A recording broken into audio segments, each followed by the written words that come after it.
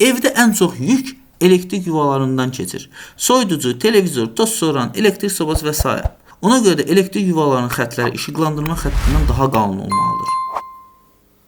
Burada elektrik yuvalarının xətlərini 3 hissəyə bölmək daha məsləhətlidir. Birinci hissə otaqlar və dəhlizin elektrik yuvaları. Burada güclü avadanlıqlar qoşulmur. Əsasən televizor, toz soğuran, telefon adaptörü, stol tutulan və s. Tövsiyə olunan kabel 2,5 mm-lik mis kabel, avtomat C16. İkinci qrup mətbəxdəki elektrik yuvaları üçün. Mətbəxdə paltar yuyan, qab yuyan, elektrik sobası, blender, mikrodalğalı soba və başqa güclü avadanlıqlar işləyir. Ona görə bu qrup ayrıca götürülür. 2,5 mm mis kabel kifayət edir. Amma çox güclü avadanlıqlar planlaşdırılırsa, məsələn, həm qab yuyan, həm də paltar yuyan, həm də güclü soba eyni anda işləyəcəkdirsə, 4 mm daha təhlükəsiz olar. Avtomat C20. Kondisionerlər.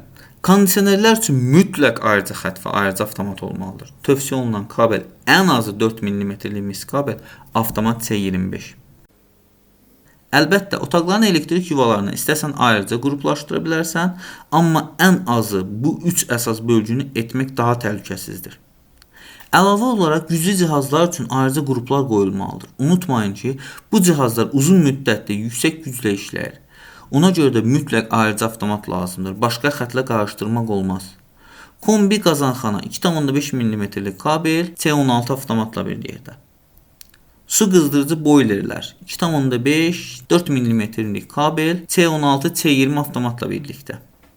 Həyət üçün həyətin işıqlandırması, damafon, elektron darvaza 1,5 mm-dən 2,5 mm kabel C10 C16 tipli avtomatlar.